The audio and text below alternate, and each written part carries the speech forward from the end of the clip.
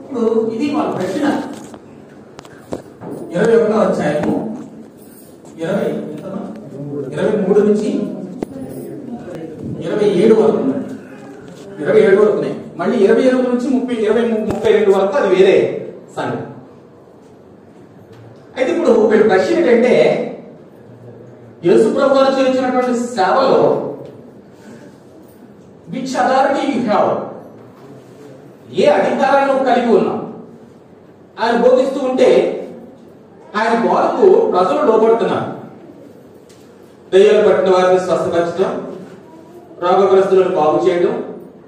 ఆ ముందు వచనాలు మనం చూస్తే ఇక్కడేమో బోధిస్తున్నారనే మాట మనం చూసాం. ఆ ముందు వచనాలలో అనేక మందిని ఆయన స్వస్థపరచను అనే విషయాన్ని కూడా మనం చూసాం. చూడండి, 14 వచ్చింది. గుంటివారును దేవాలయంలో ఆయన ఎదుగు రాగా ఆయన వారిని స్వస్థపరిచారు. అంటే వీళ్ళకి యేసు ప్రభు వారు బోధించేటువంటి బోధ, చేసేటువంటి కార్యాలు ఇవన్నీ చూస్తున్నప్పుడు ఏదో ఒక ప్రత్యేకత కనబడుతున్నారు. అందుకని ఈ అధికారం మీకు ఎవరిచ్చాడు అని అడుగుతున్నారు. ఏ అధికారం వలన మీ కార్యాలు చేస్తున్నాం అంటే రోగులను స్వస్థపరుస్తున్నాం, ఇంకా ఈ బోధ బోధిస్తున్నాం. ఇది వారి యొక్క ఆలోచన. అంటే వారికి అప్పుడు ఎవరు అడుగుతున్నారు? ఈ ప్రశ్న ఎవరు అడుగుతున్నారండి? ఈ ప్రశ్న ఎవరు అడిగారు? అధికారులు అడిగారు. అధికారులు ఎవరిని అడిగారు? యేసు ప్రభువుని అడిగారు.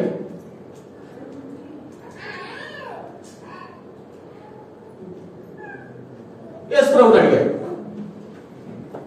ఇప్పుడు ఇక్కడ మనం ఆలోచన చేయాల్సింది ఏంటంటే, యేసు ప్రభువు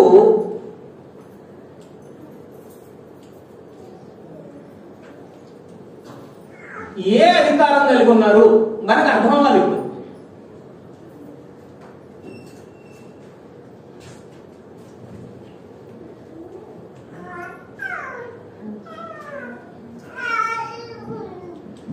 ఈ విషయం ఇప్పుడు నేటి సమాజానికి అర్థం కావాలి. ఆనాడు అధికారులకు అర్థం అవ్వలేదు యేసు ప్రభు వారు ఎలాంటి అధికారం కలిగి ఉన్నారు, ఆయన ఎలాంటి పవర్ కలిగి ఉన్నారో వారికి అర్థం కాలేదు. కానీ ఈరోజు అర్థం కావాల్సిన అవసరం ఉంది. ప్రతి వ్యక్తికి అర్థం అవ్వాలి యేసుక్రీస్తు ప్రభు వారు ఎలాంటి అధికారం ఆయన కలిగి ఉన్నారు. ఇది మనకి అందరికీ తెలియాల్సినటువంటి సంగతులు. ఒకసారి మనం దేవుని యొక్క వాక్యంలో ఆయన సువార్త చేసిన దినాల్లో ఎలాంటి అధికారాన్ని కలిగి ఉన్నారో ఒకసారి మనం చూద్దాం. మత్తయి సువార్త 8వ అధ్యాయము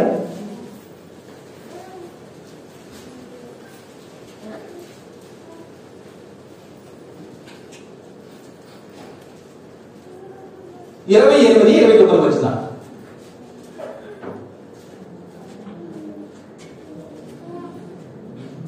ఆయన అతడున్న గదరేనీయుల దేశం చేరగా దయ్యములు పట్టిన 2 మనుషులు సమాధుల్లో నుండి బయలుదేరి ఆయనకు ఎదురుగా వచ్చి వారు మిగుల ఉగ్రులైనందున ఎవడునూ ఆ మార్గంలో వెళ్ళలేకపోయారు. వారు, ఇదిగో దేవుని కుమారుడా, నీతో మాకేమి కాలం రాకుండా మమ్మల్ని బాధించడానికి ఇక్కడికి వచ్చినవా అని కేకలు వేస్తారు.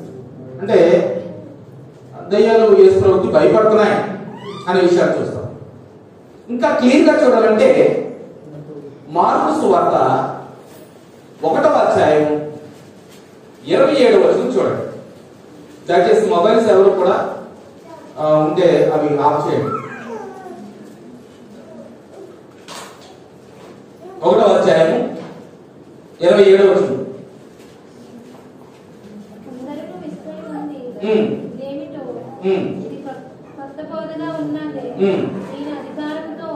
ఈయన అధికారముతో అపవిత్రాత్మలకును ఆజ్ఞాపింపగా అవి ఆయనకు లోబడుచున్నవి. అంటే యేసు ఏ అధికారం కలిగి ఉన్నారు? ఒకటి, అపవిత్రాత్మలపై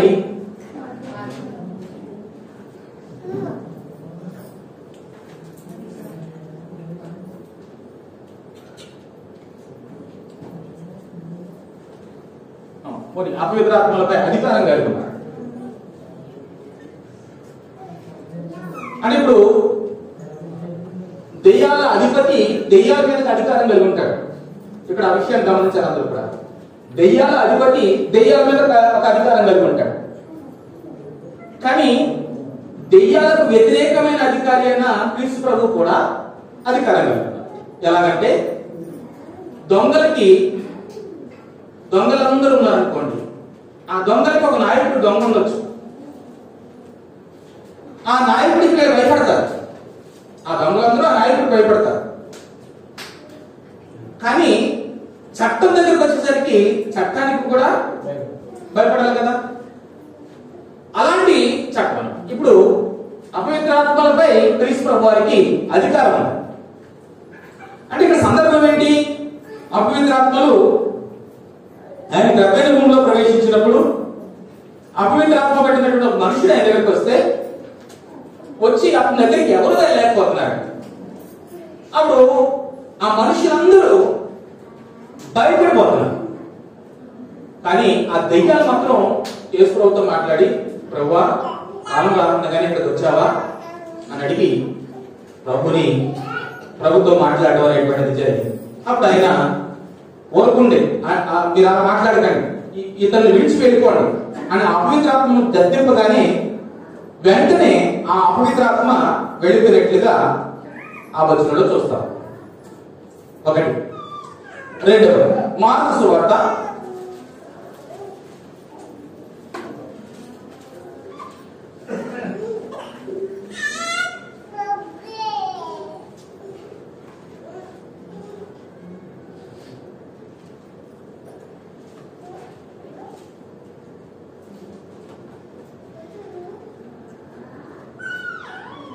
1వ అధ్యాయంలోనే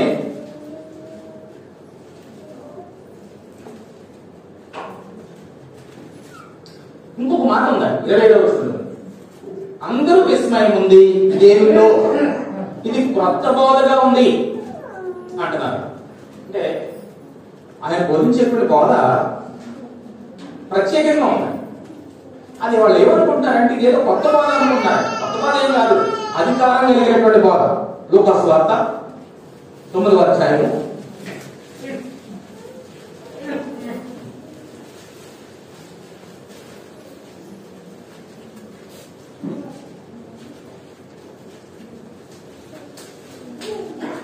1-2 వచనాలు చూడండి.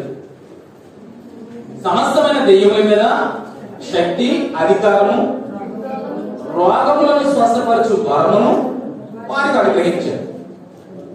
అంటే సకల రోగాల మీద కూడా ఆయన అధికారం. 10వ అధ్యాయం 17వ వచనం.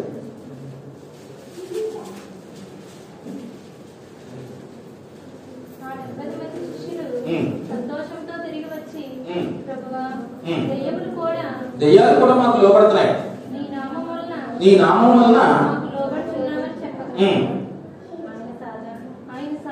చాలు, అది దెయ్యాలు లోబడుతున్నాయి అంటే శిష్యులకి ఆయన అధికారం ఇచ్చినటువంటి సందర్భాన్ని చూసుకుంటాం. అది మళ్ళా వచ్చేటప్పుడు మనం చదువుతాం.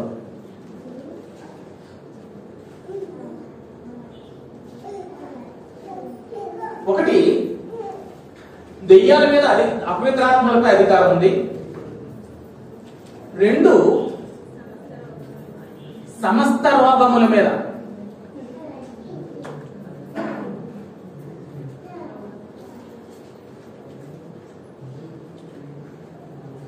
అధికారం. 3, అది ఏ రోగం అంటే కానివ్వండి, పక్షవాతమా లేకపోతే ఇంకో రోగమా ఏ రోగం అంటే కానివ్వండి. 3వ విషయం అంటే యేసు ప్రభు వారు బ్రతికి ఉన్నప్పుడు ఆయన వేటి మీద అధికారం కలిగి ఉన్నారనే విషయాన్ని జ్ఞాపకం చేస్తున్నారు.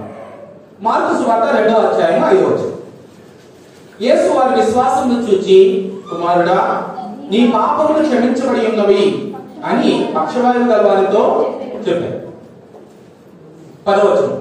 అయితే పాపములు క్షమించుటకు భూమి మీద మనిషి కుమారుడికి అధికారం కలదని మీరు తెలుసుకోవాలి.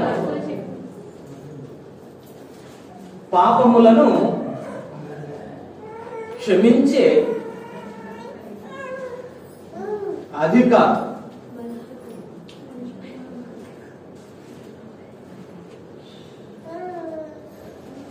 పాపములను క్షమించే అధికారం ఎవరు కలిగి ఉన్నారు? యేసు ప్రభువు కలిగి ఉన్నారు.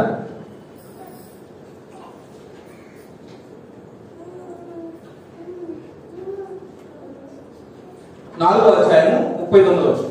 మార్కు సువార్తలోని 4వ అధ్యాయం 39వ వచనం.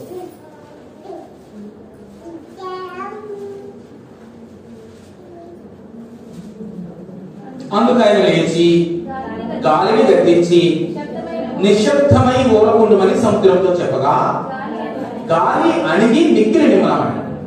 అందుకు ఆయన, మీరు ఎందుకు భయపడుచున్నారు? మీరెందరూ నమ్మలేక ఉన్నారా అని వారితో చెప్పారు.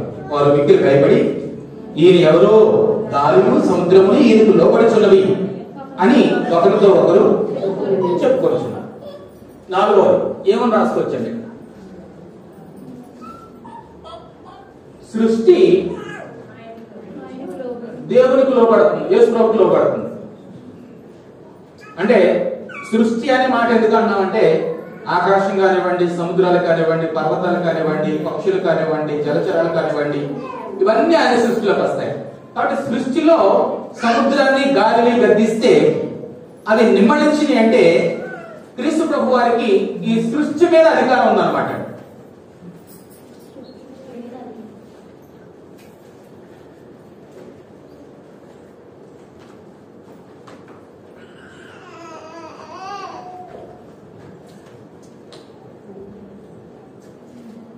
ఇప్పుడు మనం నీటిలో నడుస్తానంటే నడడానికి కుదరదండి, జిమిట్ చేయాలంటే.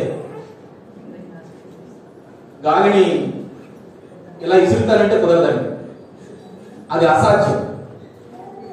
అంటే ఏదో చెప్పుకుంటా ఉంటాను నేను. 11వ అధ్యాయం మార్కు సువార్త 11వ అధ్యాయము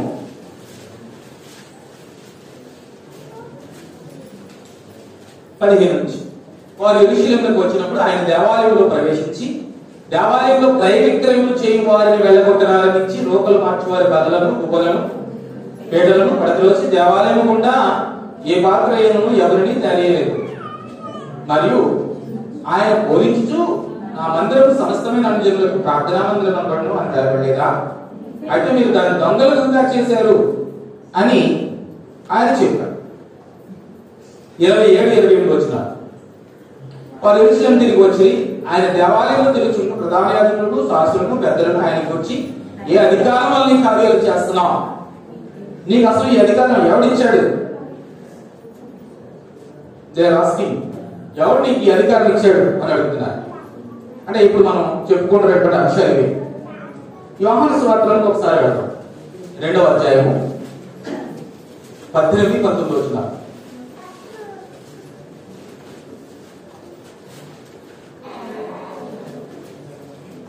2వ అధ్యాయము 18-19 వచ్చినారు.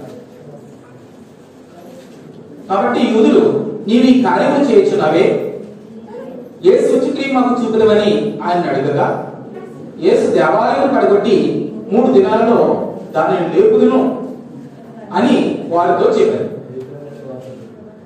ఇక్కడ 5వది ఏంటంటే, అధికారము కలిగిన బోధ ఆయన కలిగి ఉన్నాడు. మనం ముందు చెప్పుకున్నాం, అధికారము కలిగినటువంటి బోధ అంటే ఇది ఆయన 3వ దినం గురించి చెప్పినటువంటిదేమో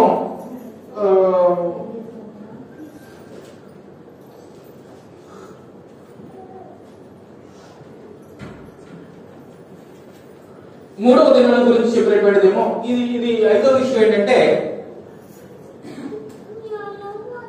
అధికారము కలిగిన అయితే బోధపై అధికారం. 6వది మరణముపై అధికారం.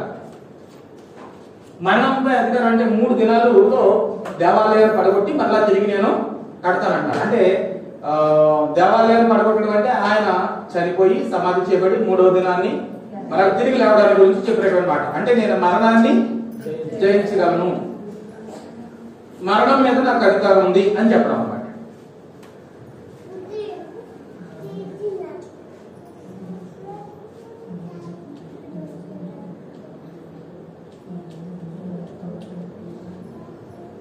మరణం మీద అధికారం కలిగి ఉన్నాడు ఆయన.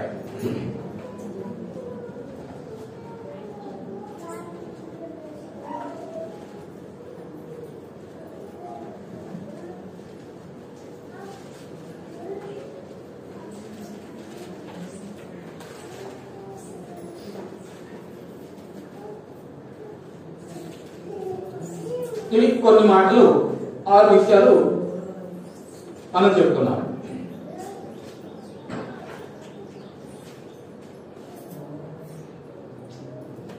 ఒకటి, యేసు ప్రభువు వారు దేని మీద అధికారం కలిగి ఉన్నారు? ఇక్కడ చూసి చెప్పేయండి. పవిత్రాత్మలపై అధికారం. ఒకవేళ ఎవరికైనా దెయ్యం పట్టుకుంది అనుకోండి, కళ్ళు వచ్చినాయి అనుకోండి, జ్వరం వచ్చింది అనుకోండి, అంటే ఒకవేళ అది వైరల్ కావచ్చు, లేదా ఇంకోటి కావచ్చు. మనం ఏమనుకుంటామంటే సహజంగా ఏదో దెయ్యం ఆవరించిందేమో, లేదంటే రాత్రులు వెళ్ళేటప్పుడు ఏదో తొక్కుంటాం నువ్వు, అందుకే ఈ కళ్ళు వస్తున్నాయి అనుకుంటాం. నీకు దెయ్యం ఆవరించినా, వైరల్ ఆవరించినా, ఇంకోటి ఆవరించినా ఇక్కడ ఒక విషయం గమనించాల్సింది ఏంటంటే, ప్రతి అపవిత్రాత్మపై దేవునికి అధికారం కలిగి ఉన్నాడు. క్రీస్తు ప్రభువు వారు అధికారం కలిగి ఉన్నారు. ఆ విషయాన్ని అందరూ గుర్తుపెట్టు. నువ్వు ఒంటరి వ్యక్తివి కాదు, చెప్తున్న ఆ విషయం. సమస్త రోగంపై అధికారం. అంటే నీకు ఏ రోగమైనా కానీ, అధికారులు మొదలుకొని నడినెత్తి వరకు ఎలాంటి రోగం వచ్చినా సరే కానీ యేసు ప్రభువు వారు ఆ రోగాలన్నిటి మీద కూడా ఆయన అధికారము. అంటే ప్రతిదానికి వచనం ఇచ్చారని నేను ఆ పక్కన వేసుకోండి. వచనాలు మీరు వచనాలు చెప్పాను, ప్రతిదానికి వచనాలు చెప్పాను. రాసుకోవాలి, వచనాలు రాసుకోండి మీరు. ఆ తర్వాత ఈ నోట్స్ రాసుకోవాలి. సమస్త రోగం అంటే ఇంక తీసేయడానికి ఏం లేదండి. క్యాన్సరా, లివర్ ఫెయిల్యూరా, కిడ్నీ ఫెయిల్యూరా, హార్ట్ ఫెయిల్యూరా, బ్రెయిన్ ఫెయిల్యూరా, లేకపోతే పెరాలసిస్, లేకపోతే పక్షవాతమా, ఇంకేదంటే కాదు. ఏ రోగమైనా సరే సమస్త రోగముల మీద ఆయనకి అధికారం. తర్వాత పాపం. ఏ పాపం అంటే కాదండి. దొంగతనం పాపమే, దోచుకోవడం పాపమే, అక్రమం పాపమే, ఇంకా లోకంలో ఎన్ని రకాల అభిచార, వ్యభిచార, లోప భూయిష్టమైన అన్ని రకాల పాపముల మీద యేసు ప్రభువు వారికి అధికారం. ఆయన ఎవరు రక్షించడానికి వచ్చాడు? పాపులు రక్షించడానికి మనిషి కుమారుడు లోకములకు వచ్చిన మాట నమ్మదగినది, పూర్ణాంగీకారమునకు యోగ్యమైంది. అంటే పాపములను క్షమించే అధికారం యేసు ప్రభువు వారు. పాపములను క్షమించడానికి భూమి మీద మనిషి కుమారుడికి అధికారం ఉంది అంటారు. క్రీస్తు ప్రభువు వారికి అధికారం. తర్వాత సృష్టి మీద అధికారం. ఒకసారి మీటింగ్స్ ఏర్పాటు చేసామండి. మీకు అంటే చాలా మంది గుర్తుండొచ్చు, చాలా మంది చచ్చిపోయారు, కొంతమంది లేరు. ఆ పెద్దలందరూ చచ్చిపోయారు. మీటింగ్స్ ఏర్పాటు చేసాం. మీటింగ్స్ మన గ్రౌండ్ లో ఏర్పాటు చేస్తాం, హాస్పిటల్ గ్రౌండ్ లో. మీటింగ్స్ రోజు మంచి మబ్బు వేసేసి మంచి గట్టిగా వర్షం పడిపోతుంది అనుకున్నాం. ప్రకాష్ బాబు గుర్తుందా? నతనియల్ ఇంక మిగతా వాళ్ళందరూ చిన్నపిల్లలు. రైట్, గుర్తుందా? ఓకే. అయితే చుట్టూ అంతా మబ్బు వేసేసి ఇంక వర్షం పడిపోతుంది అన్నటువంటి పరిస్థితిలో ప్రార్థనకు వచ్చేవాడు తడిసి వచ్చాడు. మీటింగ్ లో వర్షం లేదండి. మీటింగ్ స్థలంలో వర్షం లేదండి. గోరెండు నుంచి కానీ, ఇంక దివ్యుల నుంచి కానీ, వడ్లమూరు నుంచి కానీ ఎవరైనా ప్రార్థనకు వచ్చేవాళ్ళు కొంచెం చిరుకులు తడిసి వచ్చారు. వాళ్ళు వచ్చిన తర్వాత ఫుల్ వర్షం పడ్డాడు, అటు ఇటు కూడా చుట్టూ. కానీ మన గ్రామంలో మీటింగ్స్ ఏర్పాటు చేసినటువంటి స్థలంలో దేవుని నామానికి మహిమకరంగా ఆ చోటులో వర్షం దేవుడు రానలేదు. అంటే అది మన శక్తి కాదు, దేవుడు ఆయన అధికారం కలిగి ఉన్నాడు.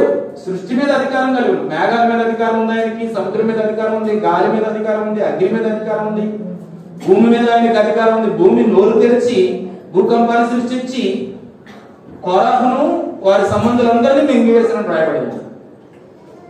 కాబట్టి సృష్టి మీద ఆయన అధికారం ఉంది. తర్వాత ఆయన బోధ మీద అధికారం. అంటే వాక్యము చెప్పేటప్పుడు వాక్యము అధికారం కలిగినటువంటి బోధ. అంటే అథారిటేటివ్ పర్సన్. ఇప్పుడు ఏదైనా ఒక చట్టం ప్రభుత్వం వారు చేశారనుకోండి, ప్రభుత్వం వారు చేసిన చట్టాన్ని మనం చెప్పుకునేదేమో ఒకలా ఉంటది, అది కలెక్టర్ గారు చెప్పేదేమో ఎలా ఉంటుంది అనమాట. అంటే అధికారంతో ఉంటది అనమాట. కాబట్టి అలాంటి అధికారం గోడ మీద ఆయన అధికారం కలిగి ఉన్నారు. తర్వాత ఇప్పుడు మరణం మీద కూడా అధికారం కలిగి ఉన్నారు. దేని మీదట? ఆయన చనిపోయి సమాధి చేయబడి 3వ దినాన్ని తిరిగి లేచారు.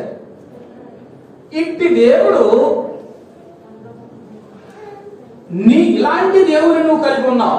ఒక్క మాటలో ఈ మాటలన్నీ ఒక్క మాటలో ఎలాంటి యేసుప్రభువు వారు ఎలాంటి అధికారం కలిగి ఉన్నారు అని అంటే ఒక్క మాటలో చెప్పుకోవాల్సి వస్తే మత్తయి సువార్త 28వ అధ్యాయం. మత్తయి సువార్త 28వ అధ్యాయం 18వ వచనం. అయితే యేసు వారి యొద్దకు వచ్చి పరలోకమందును భూమి మీదను. ఇప్పుడు ఇంకొక మాట అండి, ఇవన్నీ భూమి మీద. ఇప్పుడు 7వ రాస్తున్నానండి.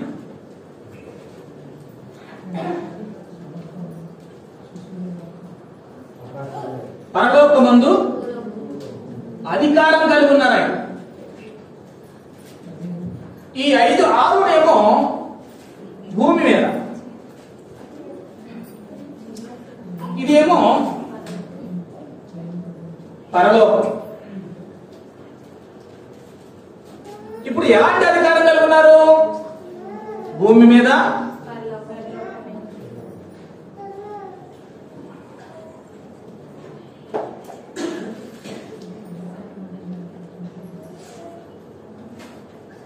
సర్వాధికారం.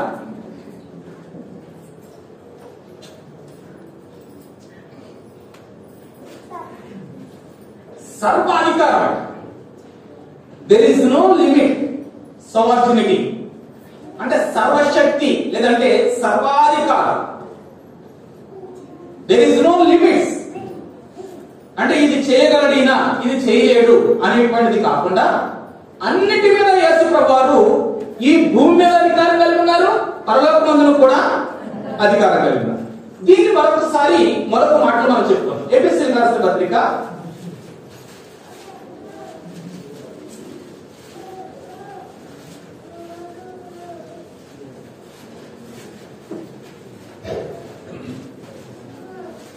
1వ అధ్యాయం 20వ వచనం. ఆయన ఆ బలాతిశయము చేత క్రీస్తు మృతుల్లో నుండి లేపి సమస్తమైన ఆధిపత్యము కంటను అధికారం కంటను శక్తి కంటను ప్రభుత్వం కంటను ఈ యుగమందు మాత్రమే కాక రాబో యుగమందును. సర్వాధికారం ఎన్ని కాలాలు ఇవ్వబడిందటండి?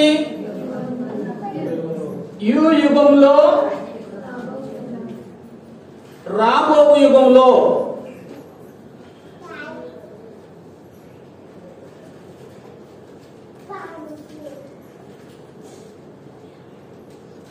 ఈ యుగంలో, రాబో యుగంలో కూడా. సర్వాధికారం అంటే ఏదో ఆషమాషి కాదండి. ఇప్పుడు మట్టుకు ఏదో తంతుగడి పెట్టాలని అనుకోవడం కాదండి. ఈ యుగమందును రాబో యుగమందును పేరు పొందిన ప్రతి నామము కంటే ఎంతో హెచ్చుగా ఆయన పరలోకమందు నట్టు ఆయనను తన కుడిపార్శ్వంలో కూర్చొని పెట్టుకుని ఉన్నాడు. అంటే భూమి మీద, పరలోకంలో సర్వాధికారం కలిగి ఉన్నారు ఆయన. ఆ సర్వాధికారం ఈ యుగంలోను రాబో యుగంలోను. అంటే ఇక్కడ నువ్వు యేసు ప్రభువును నమ్ముకున్నటువంటి వ్యక్తి సాధారణమైనటువంటి వ్యక్తి కాదండి. You are not alone. అంటే నువ్వు విడవబడిన వ్యక్తివి కాదు. సర్వాధికారం కలిగిన క్రీస్తు ప్రభువుని విశ్వసించిన వ్యక్తివి. భూమి మీదను పరలోకమందును సర్వాధికారము కలిగి ఉన్న యేసు ప్రభువుని ఎదిగిన వ్యక్తివి నువ్వు. ఆ సర్వాధికారం కూడా ఈ యుగంలోను, అనగా నువ్వు జీవించేటువంటి ఈ యుగంలోను రాబోయేటువంటి యుగంలోను కూడా ఆయన సర్వ అధికారాన్ని కలిగి ఉన్నటువంటి మహోన్నతుడు. నీకు ఈ విషయం అర్థం కాక, నీకు నాకు ఈ విషయం అర్థం కాక చిన్న చిన్న విషయాలకి కొట్లాడుతూ, చిన్న చిన్న విషయాల్లో తప్పిపోతూ, చిన్న చిన్న వాటిలో మనం తొరపాటు పడుతూ మన జీవితాన్ని వెళ్ళదీసేటువంటి ప్రయత్నం చేస్తా ఉన్నామండి. నీకు అర్థం కావాల్సింది ఏంటంటే, నేను నమ్ముకున్నటువంటి నా ప్రభువు అపవిత్రాత్మలపై, సమస్త రోగములపై, పాపముల మీద, సృష్టి మీద, ఆయన వాక్యం మీద, మరణం మీద, పరలోకమందును అధికారం కలిగి ఉన్నవాడు అనే విషయం నీకు అర్థం కావాలి. నీకు అర్థం కాక దేనికి పెడితే దానికి లోబడిపోయేటువంటి ప్రయత్నం ప్రతి మనిషి కూడా చేస్తా ఉన్నాడు. చిన్న చిన్న మాటలకు లోబడిపోతామా, చిన్న చిన్న పనులకు లోబడిపోతాం, చిన్న చిన్న పొరపాటుకు లోబడిపోతాం. నీ జీవితాన్ని ఏదో ఇక్కడ ఈ సమయంలో ఈ జీవితం ఎలాగో గడిపేసుకుంటే చాలు అనేటువంటి భావనలోకి వచ్చేసి మన ఊరికనే వంగిపోయేటువంటి ప్రయత్నం చేస్తున్నటువంటి సందర్భాన్ని మీకు జ్ఞాపకం చేస్తా ఉన్నాను. ఆయన దగ్గర లేని అధికారం ఏముంది? సమస్త అధికారం ఆయన కలిగి ఉన్నారు. ఆయన సర్వమైన అధికారము అంటే ఈ యుగమందును రాబోయే యుగమందును ఈ లోకమందును పరలోకమందును అన్ని నామముల కంటే హెచ్చైన నామం ఆయన కలిగి ఉన్నప్పుడు తండ్రి అయిన దేవుడే ఆయనకు అధికారం ఇచ్చి ఆ అవకాశాన్ని ఆయనకి ఇచ్చినప్పుడు అలాంటి వ్యక్తిని నువ్వు నమ్ముకున్నావు, అలాంటి వ్యక్తులను విశ్వసించావు. నువ్వు విడవబడిన వ్యక్తి కాదు, నువ్వు మామూలు వ్యక్తులు కాదు, సర్వాధికారం కలిగిన వ్యక్తి నీ పక్షంగా పోరాడుతూ ఉన్నాడు. నీ పక్షంలో ఉన్నటువంటి దేవుడు లోకములో ఉన్న వారందరికన్నా గొప్పవాడు, అన్ని అధికారుల కంటే గొప్పవాడు, అన్ని అధికారుల కంటే గొప్పవాడు, అన్ని ప్రభుత్వాల కంటే గొప్పవాడు, అందరికంటే అన్నిటికంటే హెచ్చైనటువంటి వాడు. అలాంటి వ్యక్తులు నువ్వు కలిగి ఉండి బలహీనంగా నీ జీవితాన్ని ఎందుకు వెళ్ళబుచ్చేటువంటి ప్రయత్నం చేస్తా ఉన్నాం మనం ఈరోజు?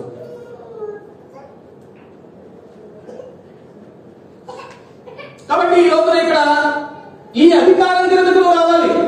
ఈ అధికారం యేసు ప్రభు వారు ఏ అధికారం అయితే కలిగి ఉన్నారో ఆ అధికారం క్రిందకు రాగలగాలి. కంప్లీట్ గా you must lead by him.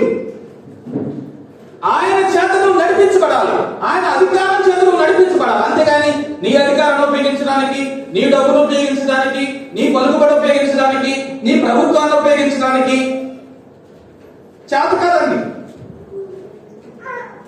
యేసు ప్రభు వారు ఎలాంటి అధికారం కలిగి ఉన్నారో ఈ అధికారానికి అర్థం కాలేదండి.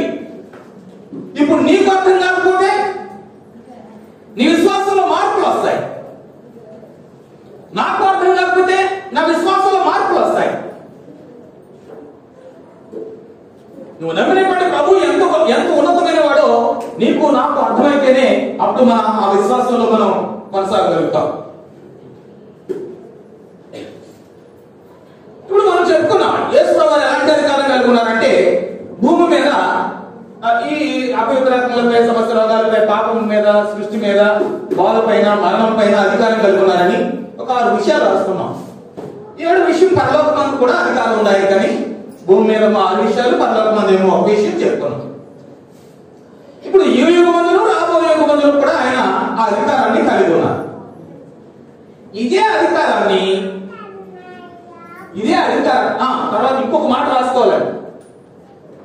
యోహాను సువార్తలో ఒక మాట రాసుకోవాలండి, ఇది చాలా ఇంపార్టెంట్. యోహాను సువార్త 5వ అధ్యాయము 27వ వచనం. ఇది చాలా చాలా ఇంపార్టెంట్. యోహాను సువార్త 5వ అధ్యాయం 27.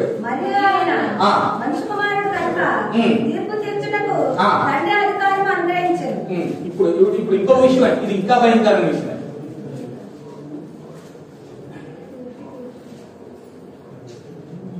తీర్పు తీర్చే అధికారం అంటే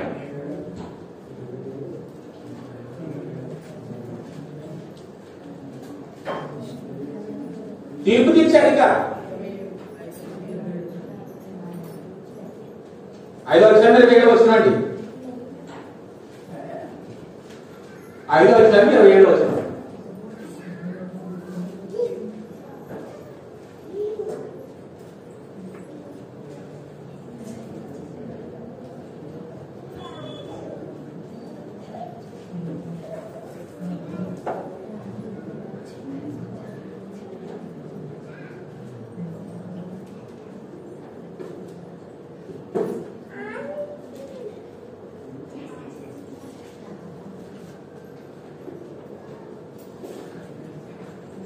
తీర్పు తీర్చేటువంటి అధికారం ఒక కాలం వచ్చుచున్నది. ఆ కాలమున సమాధులలో ఉన్న వారందరూ కూడా ఆయన శబ్దం విని మేలు చేసిన వారు జీవ పునరుత్థానానికి, కీడు చేసిన వారు తీర్పు పునరుత్థానానికి బయటకు వస్తారు. అంటే తీర్పు తీర్చే అధికారం కూడా ఈయనకే ఉందండి. యేసు ఎలాంటి అధికారం కలిగి ఉన్నారు? భూమి మీద, పరలోకం. అంటే ఈ 2 విషయాలు పరలోకానికి సంబంధించిన విషయం. తీర్పు తీర్చే అధికారం వాడు. జీవ పునరుద్ధానానికి అప్పుడు తీర్పు అనుకుంటే జీవ పునరుద్ధానము మరణ పునరుద్ధానము అని ఇక్కడ రాసుకోవచ్చు.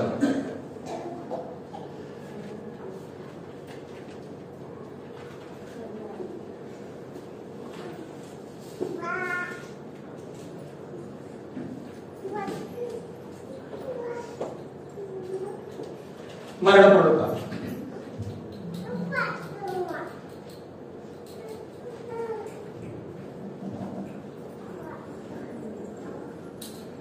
ఇప్పుడు ఇదే అధికారాన్ని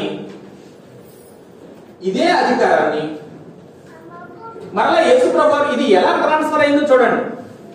ఇదే అధికారాన్ని యేసు ప్రభువు ఎవరికి ఇచ్చారంటే,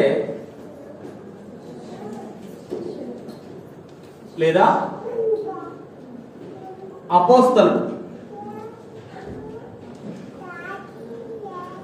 అపోస్తలుడికి ఇచ్చారు. ఒకసారి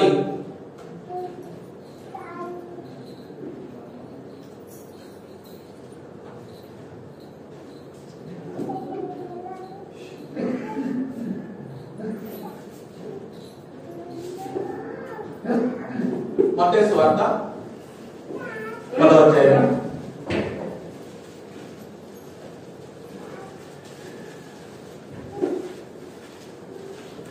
1 నుంచి 4 వచనం.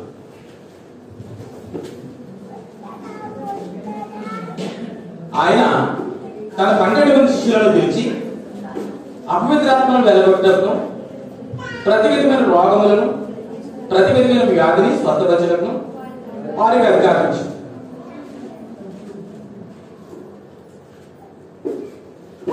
ఇప్పుడు అపవిత్రాత్మలను, రోగములను,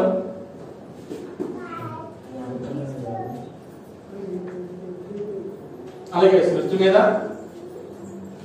అలాగే బోధ మీద, అంటే ఇవన్నీనేమో యేసుప్రభువు వారు కలిగి ఉన్నటువంటివి. ఇప్పుడు ఇక్కడ ఇండికేషన్ ఇస్తాను చూడండి.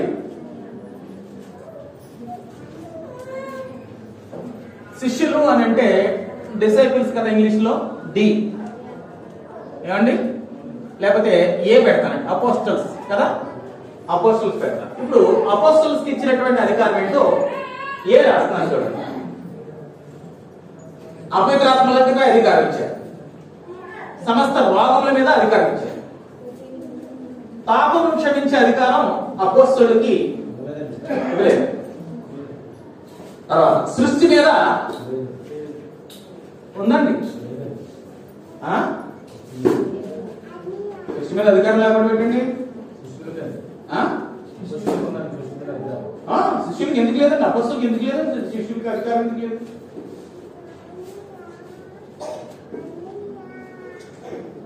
పేతురు గారు దేని మీద నడిచారండి? నేల మీద నడవడానికి అందులో ఆయన శక్తి ఎక్కదండి, ప్రభు ఇచ్చాడు, అధికారం ఉందండి. అంటే ఇప్పుడు ఏలియా గారు అనుకుంటే, ఏలియా గారు వర్షం పడినట్టు ప్రార్థన చేశారు, వర్షించవలసిందని ప్రార్థన చేశారు. కొన్ని అధికారాలు సృష్టి మీద కూడా కొన్ని అధికారాలు వేడుకున్నాయి. సర్టెన్ టైమ్స్ అంటే అదే అక్కడ మూమెంట్ ఏనన్నా. ఇప్పుడు సృష్టి అంతటి మీద అదే అక్కడ సందర్భాన్ని బట్టి ఆ వ్యక్తికి అలాగ అధికారం ఇచ్చాడు. అంతటి మీద అధికారం లేదు అని అంటే ఈరోజు సృష్టి మీద ఏదైనా చేయగలిగే సామర్థ్యం శిష్యులకు ఉందా లేదా? అప్పటికి మొదటి శతాబ్దపు శిష్యులకి ఏదైనా చేయగలిగే సామర్థ్యం శిష్యులకు ఉందా లేదా? ఒకసారి వెళ్దాం.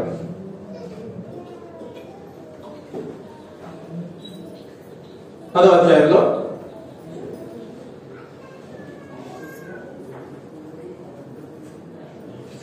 శిష్యులను పిలిచి అపవిత్రాత్మను వెలగొట్టడం, ప్రతి విధమైన రోగమును, ప్రతి విధమైన వ్యాధిని స్వస్థపరచడం వారికి అధికారం ఇచ్చారు.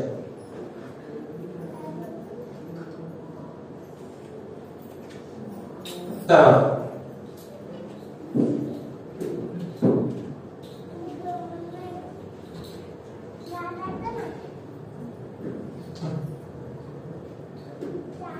14 వచ్చు.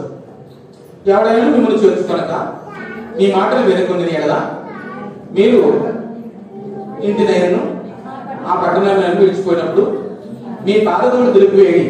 విమర్శ దినమందు ఆ పట్టణపు గది కంటే సుధమ కుమార ప్రదేశముల గది వాడదగినదే ఉండునని నిశ్చయముగా మీతో చెప్తున్నాను. చాలు. ఇక్కడ కేవలం పాదతోడు దులిపేయండి అని చెప్పిన సందర్భాన్ని చూస్తాం. మరి ఇంకా ముందుకు వెళితే అపోస్తల కార్యాల్లో అంటే వచనాలు మనం జ్ఞాపకం చేసుకోవాలి. వీలైతే వచ్చే వారం ఆ విషయాలు మనం జ్ఞాపకం చేసుకోవచ్చు. అపోస్తల కార్యాల్లో అపోస్తలుడైన పౌలు అనేక సార్లు సముద్రంలో పడి చావ స్థితిలో ఉన్నప్పుడు దేవుడు ఆయన్ని తప్పించి మరలా ఒడ్డునకు చేర్చినటువంటి సందర్భం. అలాగే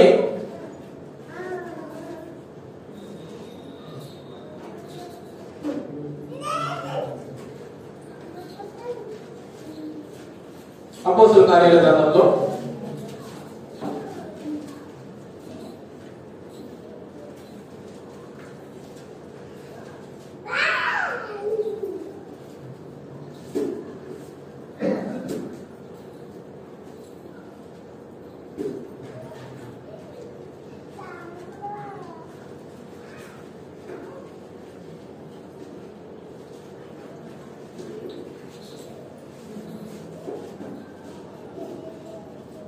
అధ్యాయంలోను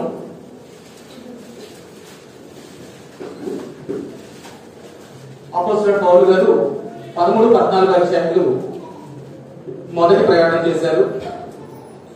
14, 15, 18 అధ్యాయాల వరకు రెండవ ప్రయాణం, 18, 21 వరకు మూడవ ప్రయాణం. ఆయన స్వార్థ ప్రయాణాలు చేసినప్పుడు అనేక చోట్ల అనేక సందర్భాలు ఎదురైనప్పుడు ఆ సందర్భాలలో ఆయన తప్పించబడి మరలా ముందుకు వెళ్ళినటువంటి వచనాలను మనం చూడగలుగుతాం. ఇక్కడ కొన్ని సందర్భాలలో మరణించిన వ్యక్తులను కూడా మరలా తిరిగి లేపిన సందర్భాలు కూడా కనబడతాయి. 5 అనే యవనస్తుడు, అలాగే హృదయ అనేటువంటి చిన్నది,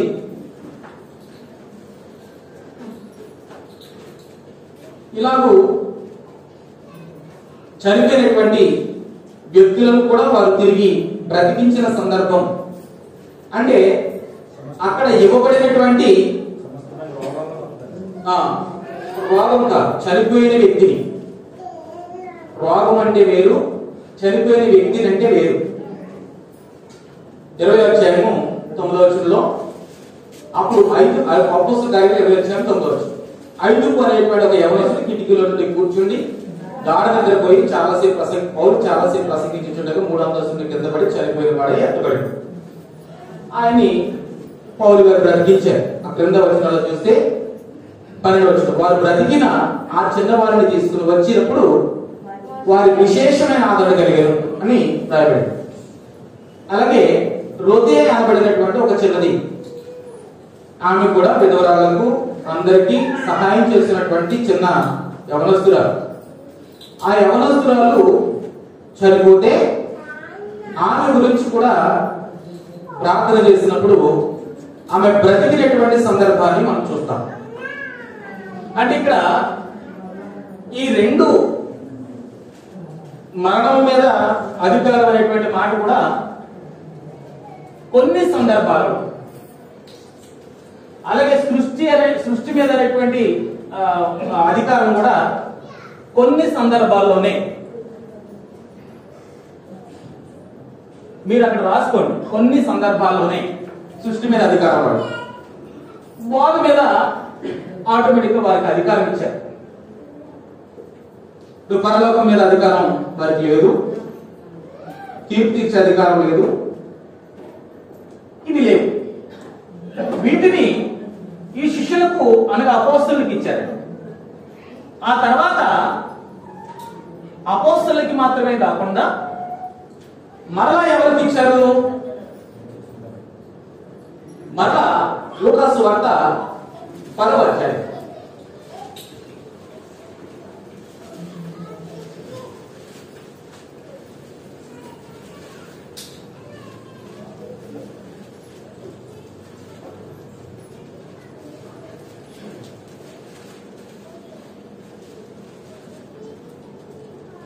మొదటి వచనం. తరువాత ప్రభువు 70 మంది ఇతరులను నియమించి తాను వెళ్లతో ప్రతి ఊరికి ప్రతి చోటికి తనకంటే ముందుగా ఇతరితనిగా పంపారు. తను పంపినప్పుడు కోత విస్తారంగా ఉంది, పనివారు కొద్దిగానే ఉన్నారు. కాబట్టి కోత యజమాని వేడుకొనమని పనివారిని పంప వేడుకొనమని వారికి చెప్పినటువంటి సందర్భం. ఇక్కడ 70 మంది శిష్యులు పంపిస్తున్నారండి.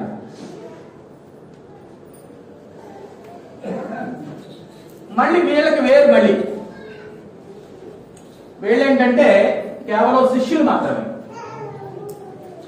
వీళ్ళకి డిసైపుల్స్ అని పెట్టుకోవచ్చు. వీళ్ళేమో అపోస్తలులను పెట్టుకున్నాం, వీళ్ళేమో డిసైపుల్స్ అని పెట్టుకున్నాం. ఇప్పుడు వీళ్ళకి ఏమి ఇచ్చారు? వీళ్ళకి ఇచ్చిన అధికారం ఏంటి?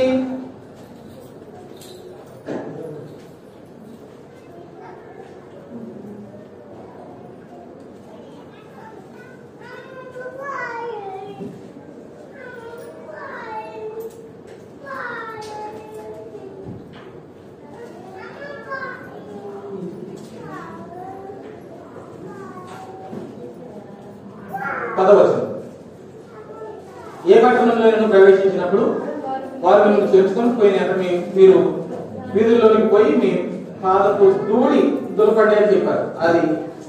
అది అలా ఉంటే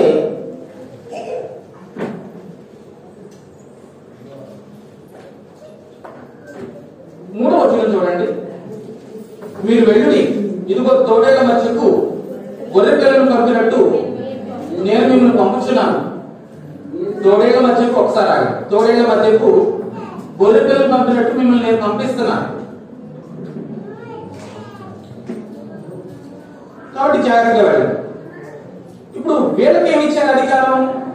ఈ అధికారం ఏంటంటే కేవలం అపవిత్రాత్మను వెలగొట్టడానికి,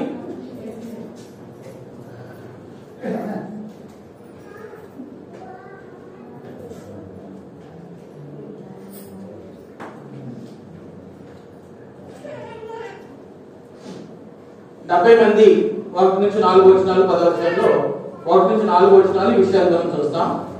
వీళ్ళకి కేవలం ఏమి ఇచ్చారంటే వీళ్ళు సంతోషపడతారు. అలా తిరిగి వచ్చి అపవిత్రాత్మలు మాకు లోపడుతున్నాయి అని వాళ్ళు సంతోషపడతారు. అంటే కేవలం వీళ్ళకి ఏ అధికారం ఇచ్చారంటే అపవిత్రాత్మల పైన,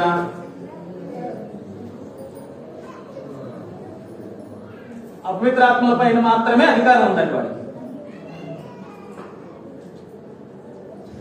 వేరే అధికారం ఏమి మనకు కనబడదు. మత్తయి సువార్తలు కూడా ఆ విషయాలు మనకు కనబడతాయి. మత్తయి సువార్త 10వ అధ్యాయము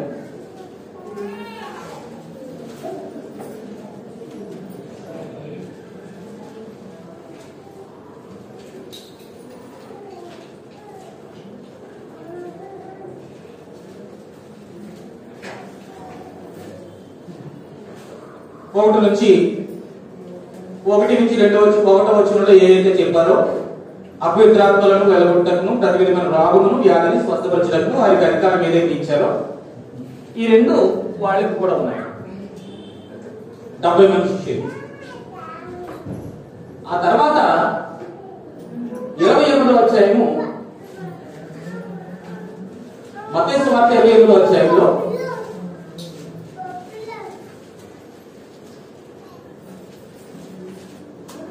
వచనంలో నాకు సర్వాధికారం ఇవ్వబడింది, తండ్రి యొక్క కుమారుని యొక్క పరిశుద్ధాత్మ యొక్క నామములోనికి వారికి మీరు బాప్తిస్మం ఇవ్వండి, నేను ఏ ఏ సంగతులు ఆజ్ఞాపించుతున్నో వాటిని అన్నింటినీ గైకొనవలెనని వారికి బోధించండి. ఇదిగో యుగ సమాప్తి వరకు మీకు నేను సదాకాలము మీతో కూడా ఉన్నాను అని చెప్పారు. ఇప్పుడు ఈ 70 మంది తర్వాత వీళ్ళు సువార్త పని చేశారు.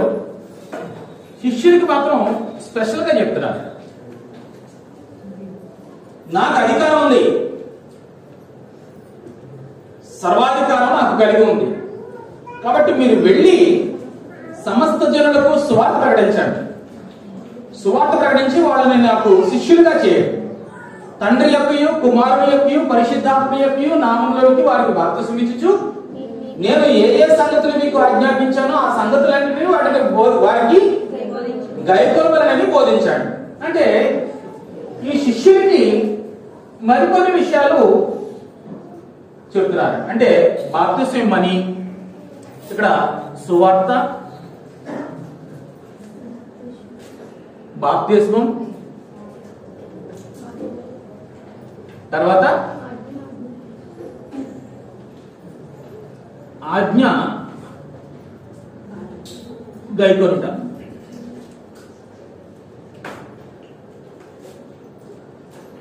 అప్పుడు సువార్త ప్రకటిస్తున్నారు, బాప్తిసం తీసుకున్నారు. ఏ ఏ సంగతులు మీకు ఆజ్ఞాపించానో వాటిని ఏం చేయాలట? గైకొనుట కొరకు మీరు బోధించండి. ఇక్కడ సంగతి కూడా ఏంటంటే, తోడేళ్ల మధ్యకు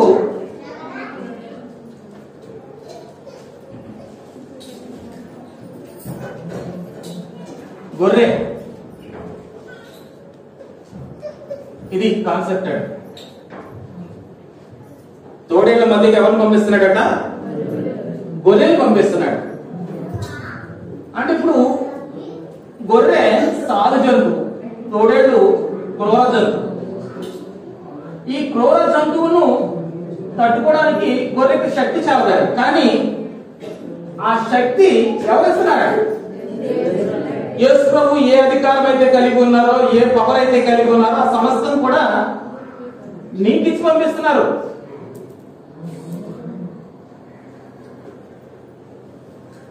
అంటే ఇప్పుడు యేసు ప్రభు వారు ఏ అధికారం కలిగి ఉన్నారో అదే అధికారాన్ని శిష్యులు కలిగి ఉన్నారు. కొన్నింటిని అదే తర్వాత 70 మందికి కొన్నింటిని వారికి ఇచ్చి పంపించారు. ఆ తర్వాత సువార్త ప్రకటించేటువంటి క్రమంలో శిష్యులకు ఇచ్చినటువంటిది ఏంటంటే, నాకు సర్వాధికారం ఇవ్వబడింది, మీరు వెళ్ళండి, సువార్త ప్రకటించండి, బాప్తిసం ఇవ్వండి, నా మాటలు గైకొనాలని అందరికీ చెప్పండి. ఇది యేసు ప్రభు వారు మనకి ఇచ్చినటువంటి అధికారం. ఇప్పుడు మనకు అర్థం కానటువంటి విషయం ఏంటంటే, నువ్వు ఒంటరి వ్యక్తివా లేకపోతే ఇంకొక వ్యక్తి ఎవరైనా నీతో ఉన్నారా? ఆ విషయం అర్థం కావాలి. మనం ఒక్కరే ఉన్నామా లేకపోతే మనతో పాటు ఇంకెవరైనా ఉన్నారా? అన్ని సందర్భాలలో, అన్ని సమయాలలో వెనువెంటనే ఏ వాక్యం అయితే శిష్యులు బోధించారో ఆ వెనువెంటనే పరిశుద్ధాత్ముడు వారికి సహాయం చేసి ఆ మాటను స్థిరపరుస్తూ ఉన్నారు అని వాక్యంలో చూస్తాం.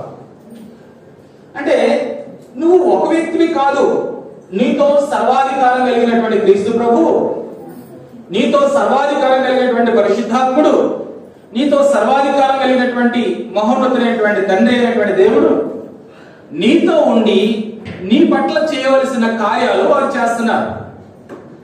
ఇప్పుడు నువ్వు ఎందుకు ఒక వ్యక్తివి అని అనుకోవాల్సిన అవసరం ఏంటి? ఆయన ఎలాంటి అధికారం కలిగి ఉన్నారో ఆ అధికారం అంతటినీ ఈరోజు నువ్వు గుర్తించగలగాలి. ఇది తెలియని సందర్భంలో మనకు కూడా ఎలాంటి అధికారం వస్తుందండి? ఏ అధికారం యేసు వారు కలిగి ఉన్నారు? ఏ అధికారం ఉంది ఆయనకి? ఏ అధికారం ఉందో నీకు తెలియాలి. ముందు నువ్వు స్టడీ చేయాలి. స్టడీ చేస్తే అప్పుడు ఆయనకున్న అధికారం ఏంటో నీకు అర్థమవుతుంది. ఆయనకు అన్ని అధికారాలు కలిగి ఉన్నాయి. ఈ అధికారం కలిగి ఉన్నటువంటి సందర్భంలో ఆయన పరలోకమందును భూమి మీదను, ఈ యుగమందును రాబో యుగమందును ఓ చక్కని అధికారాన్ని కలిగి ఉన్నాడు. అంటే ఎలాంటి అధికారం అంటే సర్వాధికారం. అదే సర్వాధికారం చేత ఆ శక్తిని మరలా శిష్యునికి ఇచ్చి సువార్త పంపించారు. అదే శక్తిని మరలా 70 మందికి ఇచ్చి సువార్త పంపించారు. అదే శక్తిని మరలా తిరిగి ఈరోజు ఆ అధికారాన్ని, అదే అధికారాన్ని మరలా ఈరోజు నేటి క్రైస్తవ సమాజానికి కూడా ఇచ్చి సంఘ స్థాపన కొరకు ప్రభు కార్యం చేస్తాడు.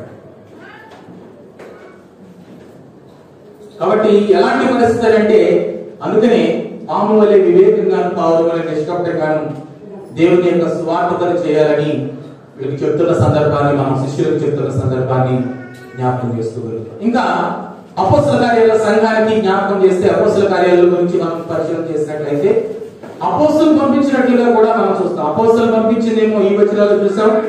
అలాగే పరిచారకులు పంపించిందేమో అపోస్తల కార్యాల గ్రంథము 6వ అధ్యాయము 6వ వచనం. అపోస్తల కార్యాల గ్రంథము 6వ అధ్యాయము 6వ వచనం. వారిని అపోస్తలుల ఎదుట నిలబెట్టిరి. వీరు ప్రార్థన చేసి వారి మీద చేతులుంచిరి. దేవుని వాక్యము అంటే ఇప్పుడు ఆ తర్వాత ఇక్కడ అయిపోయింది. ఇక్కడ నుంచి మరలా ఎవరి దగ్గరికి వెళ్తుందంటే, ట్రాన్స్ఫర్ అవుతుందంటే పరిచారకులు, తర్వాత సువార్థికులు, సంఘ పెద్దలు, తర్వాత ఇంకా చాలా మంది ఉన్నారు కదా, వాళ్ళందరూ. ఇంకొక వచ్చిన అపోస్తల కార్యక్రమము 13వ అధ్యాయము 2-3 వచనాలు. రే మాట్లాడకండి బాబు. 13వ అధ్యాయం 2-3 వచనాలు ముగిస్తున్నాను. ఇక అయిపోయింది. వారు ప్రభువును సేవించుచు ఉపవాసం చేయుచుండగా పరిశుద్ధాత్మ నేను బర్నబాను సౌలును పిలిచినాను కనుకొరకు వారిని నాకు ప్రత్యక్షపరచుడని పౌలును బర్నబా. ఒకసారి ఇక్కడ ఏంటంటే యేసు ప్రభువు ఏ అధికారం కలిగి ఉన్నారో శిష్యులకు ఇచ్చారు, శిష్యులు ఏ అధికారం కలిగి ఉన్నారో 70 మంది మిగతా డీకన్స్ అందరికి ఇచ్చారు. ఇప్పుడు ఇక్కడ అపోస్తల కార్యాల 13వ అధ్యాయంలో 2-3 వచనాల్లో బర్నబాను పౌలును నేను పిలిచి పని కొరకు ప్రత్యేకించాడు అన్నప్పుడు 3వ వచనంలో అందరూ వారు ఉపవాసం నుండి ప్రార్థన చేస్తూ వారి చేతుల నుంచి వారిని పంపి, అంటే సంఘం పౌలుకి బర్నబాకి వారి కొరకు ప్రార్థన చేసి వారి మీద చేతులుంచి వారికి ఒక అధికారం ఇచ్చి మీరు వెళ్ళి సువార్త ప్రకటించాడు అని పంపించారు. మీరు వెళ్ళి ఏం చేయాలి? సువార్త ప్రకటించారు. అంటే ఇప్పుడు సంఘం ఉపవాసం ప్రార్థన చేసిందట, వారి మీద చేతులుంచి ప్రార్థన చేశారు, దేవుని పని కోసం వాళ్ళు ప్రత్యేకించారు. ఇదే సేమ్ ఒక సంఘటన మన సంఘంలో కూడా గతంలో జరిగింది. రమేష్, అలాగే రవి, అబ్దుల్ గారు, సురేష్ బాబు వాళ్ళు దేవుని పని కొరకు ప్రత్యేకించబడేటువంటి సమయంలో అందరూ వాళ్ళు మోకరింపు చేయించి అందరూ చేతులుంచి వారిని ప్రార్థన చేసి ప్రత్యేకపరిచారు. ఆయన పని కొరకు ప్రత్యేకించడం జరిగింది. They are separated from the church. అంటే సంఘంలో నుండి వారిని ప్రత్యేకించి వారిని అభిషేకించి లేదంటే అధికారం ఇచ్చి ఇప్పుడు మీరు వెళ్ళి సువార్త పని చేయండి. అప్పుడు వాళ్ళు సువార్త పని చేయడానికి వెళ్ళాలి. 26వ అధ్యాయం 18వ వచనం. అపోస్తల కార్యాలు 26:18.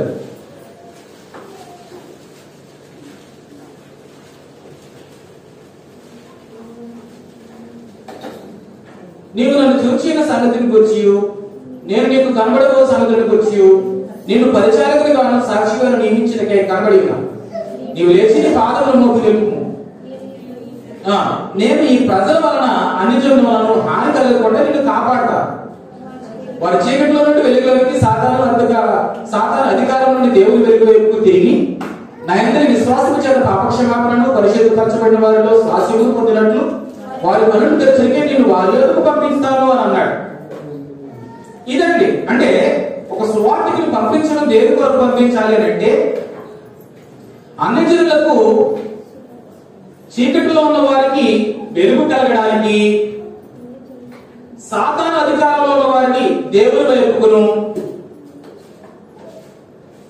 పాప క్షమాపణ వైపుకును, పరిశుద్ధత వైపును నడిపించడానికి ఒక సువార్తికుడు వెళ్ళాలి. వాటికి అధికారం ఇవ్వబడతా ఉన్నాయి. అంటే ఇప్పుడు సంఘంలో ఉన్నటువంటి ప్రతి వ్యక్తి అర్థం చేసుకోవాల్సిన మాట ఏంటంటే, యేసు ప్రభు వారు ఒక అధికారం కలిగి ఉన్నారు. తండ్రి అయిన దేవుడు వారికి అధికారం ఇచ్చారు. ఈ రోజున ఆయన వెంబడించేటువంటి ప్రతి వ్యక్తి ఒంటరి వ్యక్తి కాదు అనే విషయాన్ని గుర్తుపెట్టుకుని ఆయన వెంబడిస్తూ ఆయన ద్వారా కార్యాలు అనుభవిస్తూ నువ్వు ఎలాంటి పరిస్థితి అయినా సరే, ఇప్పుడున్నటువంటి సందర్భాలు ఎలాంటి సందర్భమైనా సరే ప్రభు నీకు ఆనంద కలిగించగలిగిన సమర్థుడు. ఇప్పుడు మధ్యవర్తుల అవసరం లేదు, ఈ శిష్యుల పని లేదు, లేదా 70 మంది పని లేదు, లేదా ఇక్కడ ఉన్నటువంటి స్వార్థికుల పని లేదు. నువ్వు నేరుగా దేవునికి ప్రార్థన చేయొచ్చు, నేరుగా దేవుని అడగవచ్చు. ఎలాంటి సందర్భమైనా నీ అవసరం ఏంటో, నీ ఎక్కడ ఏంటో, నీ సమస్య ఏంటో, నీ లోటు ఏంటో, నీ ఇబ్బంది ఏంటో అన్ని నేరుగా దేవునికి యేసు ప్రభు ద్వారా తెలియజేసుకోవచ్చు. అంటే ఇప్పుడు యేసు ప్రభు అన్నిటి మీద అధికారం కలిగి ఉన్నారు కాబట్టి ప్రతి దానిని నీకు అనుగ్రహించడానికి ఆయన సామర్థ్యం కలిగిన వాడు. మరణం మీద అధికారం ఉంది, ఆయన తీర్పు తీర్చేటువంటి అధికారం ఉంది, అన్నిటి మీద అధికారం ఉంది. నిన్ను మరణంలో నుండి జీవుల్లోకి తీసుకెళ్ళడానికి కూడా అధికారం ఉంది. కానీ అది ఇక్కడే జరగాలి. నువ్వు చనిపోయిన తర్వాత జరుగుతుందంటే అది జరిగేటువంటిది కాదు. ఇప్పుడు బ్రతుకుండగానే నీ మరణం నుండి జీవంలోనికి దాటబడడానికి ఇక్కడే నువ్వు మార్పు తెచ్చుకుని నీ జీవితాన్ని సరి చేసుకోవడానికి అవకాశం ఇక్కడే ఇచ్చాడు తప్ప అక్కడ లేదనమాట. కాబట్టి ఈ సమస్త అధికారం క్రింద నువ్వు బ్రతకగలిగితే అప్పుడు నీకు ఇవ్వవలసిన ఆశీర్వాదాలు ప్రభువు నీకు ఇస్తాడు. ఈ తీర్పు దగ్గర ఇక్కడ నిలబడతాను. ఆయన తీర్పు తీర్చేటువంటి సమయంలో నిలబడతా. ఆయన అధికారం క్రింద కనుక ఇక్కడ ఉండగలిగితే, ఇక్కడ ఆయన అధికారం క్రింద లేని వాళ్ళు తీర్పు దినాన్ని కూడా ఆయన ఎదురు నిలబడేటువంటి శక్తి సామర్థ్యం ఎవరికి ఉండదు. తీర్పు దేవుని ఇంటి దగ్గర నుంచి ఆరంభం అవుతుందట. అది అందరూ గుర్తు చేసుకోవాల్సిన అవసరం ఉందని నీకు జ్ఞాపకం చేస్తున్నాను. కాబట్టి ఈ రోజు వాక్య భాగంలో మనం అర్థం చేసుకోవాల్సిన విషయం ఏంటంటే యేసు ప్రభు ఏ అధికారం కలిగి ఉన్నారు? ఆయన అధికారం కలిగి ఉన్నటువంటి అధికారం భూమి మీదను పరలోకంలో కూడా అధికారం కలిగి ఉన్నారు. ఎలాంటి అధికారం అంటే సర్వాధికారం. అది అపవిత్రాత్మల మీద కావచ్చు, సమస్త రోగుల మీద కావచ్చు, పాపను క్షమించే అధికారం కావచ్చు, సృష్టి మీద కావచ్చు, బోధ మీద కావచ్చు, మరణం మీద కావచ్చు, పరలోకం మీద కావచ్చు, తీర్పు మీద కావచ్చు, అన్నిటి మీద అధికారం ఉంది. అది సర్వాధికారం. ఇంక ఇది లేదు అనేటువంటి అధికారం లేదు. ప్రతి దాని మీద ఆయన అధికారం లేదు.